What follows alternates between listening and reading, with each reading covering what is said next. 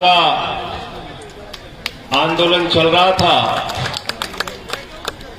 उस वक्त भी मुझे आने का मौका मिला था और तब मैंने राज्य सरकार को भी और केंद्र सरकार को भी चिट्ठी भी लिखी थी और इस मामले में कार्रवाई करने की अपील की थी। लेकिन एक ऐसी सरकार इस समय देश में चल रही है जो अपने अहंकार से सत्ता को चलाना चाहती है, जो अपनी तानाशाही से सत्ता को चलाना चाहती है। लेकिन उनके अहंकार और उनकी तानाशाही को एक साल तक हिंदुस्तान के अन्नदाता किसानों ने सड़क पर बैठकर कूड़ेदान में पहुंचाने का काम किया और तीनों काला कानून वापस लेकर ही दम लिया। ये आपकी विशिष्ट, ये आपकी सबसे बड़ी विजय है। और मुझे याद है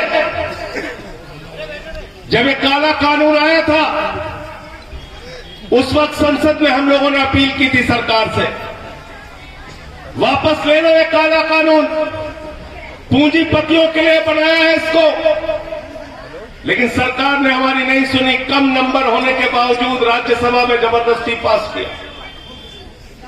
मेरा ऊपर उस वक्त आरोप लगा कि संजय सिंह ने संसद में हंगामा कर दिया, ये तो टेबल पे चढ़ गए, इन्होंने तो माइक तोड़ दिया।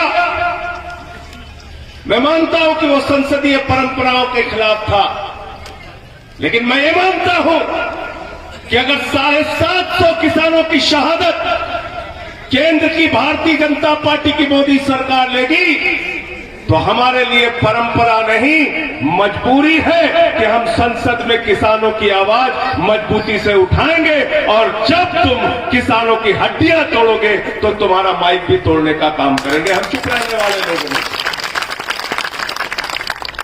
हमारे एक भाई कह रहे थे नहीं होगा तो लाठी चलाएंगे।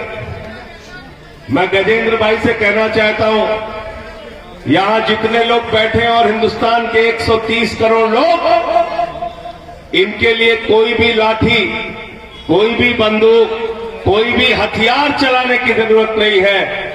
इस लोकतंत्र में इतनी बड़ी ताकत है कि अपने उंगली के इशारे से आप जिसको चाहते हैं प्रधानमंत्री बनाते हैं, जिसको चाहते हैं मुख्यमंत्री बनाते हैं और जिसको चाहते हैं सत्ता से उखाड़ के जमानत जब्त करा के वापस भेज देते हैं। आपकी उंगली की जो स्याही आपको लगती है उंगली में, उसमें इतनी बड़ी ताकत है। और ये मुल्क अगर चलेगा तो बाबा साहब डॉक्टर भीमराव अंबेडकर के संविधान से चलेगा। ये मुल्क किसी नरेंद्र मोदी और योगी के फरमान से नहीं चलेगा, इस बात को याद रखना। 18 मुकदमे मेरे ऊपर लिख दिए, 18 मुकदमे। बाबा जी के खिलाफ जब भी आवाज उठाता हूं एक मुकदमा लिख देता, जब आवाज उठाओ एक मुकदमा। मेरे पार्टी का दफ्तर बंद करा दिया, मैं घर पे नहीं था, 4 पुलिस वाले घर पे भेज दिए, संजय सिंह कहां है। दूसरे दिन मैं विधानसभा के अंदर पहुंच गया, मैंने कहा बाबा जी मैं यहां हूं जहां गिरफ्तार करना है, लेके चलो, चलो लेके। अभी तिरंगा यात्रा निकाले लोनी में गाजियाबाद में, एक मुकदमा और कर दिया, 19वां मुकदमा। मैंने कहा भाई तिरंगे का अपमान हमने कैसे किया ये तो बता दो। बोले साहब गलती हो गई, FIR लिखो। ये सरकार चल रही है। एक सांसद पे मुकदमा लिख दिया, तिरंगे के अपमान का मुकदमा लिख दिया, मीडिया में खबरें भी चल गई और बाद में कहते हैं गलती से लिख दिया। मजाक बना रखा है आपने। आज ये हालत पहुंच गई उत्तर प्रदेश के अंदर। हाथरस कांड आपके सामने हुआ, मनीष गुप्ता का कांड आपके सामने हुआ, अरुण वाल्मीकि को आगरा में पीट पीट के थाने में मार दिया गया। आज उत्तर प्रदेश के अंदर तानाशाही का जो राज चल रहा है, इनसे अगर अपना हक लेना है, अपना अधिकार लेना है तो बिल्कुल सही रास्ता आपने चुना है। हम लोग नारा लगाते हैं, लड़ेंगे और जीतेंगे। लोकतंत्र में हमारा अधिकार है आंदोलन का, और इस आंदोलन के रास्ते पर आप हैं। हिंदुस्तान के प्रख्यात समाजवादी नेता डॉक्टर लोहिया ने कहा था, सड़क खामोश हो गई तो संसद आवारा हो जाएगी। सड़क पर अपने आंदोलन को आप चलाइए, संसद में आपकी आवाज उठाने का काम मैं करूंगा, ये भरोसा दिलाकर आपको। भारत माता की अपना है लेके रहेंगे, अपना है लेके रहेंगे। संसद 2-3 दिन की बची है, ये सत्र 23 तारीख का है। मैं कल भी इस पर सवाल लगाऊंगा, परसों भी, इसके आगे भी, जैसे ही मौका मिलेगा, और सारी चिट्ठियां आपको भेज दूंगा। परेशानी ये हो जाती है, कई बार लोगों को लगता है मेरा सवाल उठा नहीं, वो मेरे हाथ में रहता नहीं, वो हमारे चेयरमैन साहब के हाथ में रहता है। जैसे ही मौका मिल जाता है, वो चाहे शिक्षा मित्रों का मामला हो, प्रेरक शिक्षकों का मामला हो, किसानों का मामला हो, व्यापारियों का मामला हो, हिंदुस्तान की तमाम कंपनियों को बेचने का मामला हो, ऐसी सरकार इस समय चल रही है। आपकी जानकारी के लिए बता दूं, 6.5 लाख करोड़ रुपए देश की संपत्तियों को बेच के सरकार कमाएगी, ये इनकी योजना है।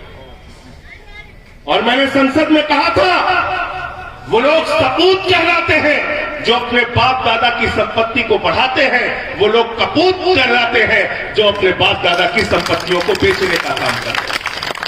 एक कपूत सरकार हिंदुस्तान में चल रही है।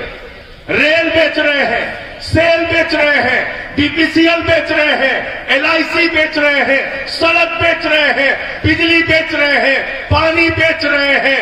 आप कल्पना कीजिए, स्टेडियम तक बेच रहे हैं, एयरपोर्ट बेच रहे हैं, सब कुछ बेच रहे हैं, बैंक बेच रहे हैं, सब कुछ बेच रहे हैं। पूरा हिंदुस्तान बेचने पे लगे और कहते हैं हम सबसे बड़े देशभक्त हैं। देशभक्तों से अगर बात करना है मोदी जी, देशभक्तों से अगर बात करना है योगी जी, तो आइए नोएडा में यहां पे बैठे हैं देशभक्त जो अपने अपने हक के लिए लड़ाई लड़ते हैं।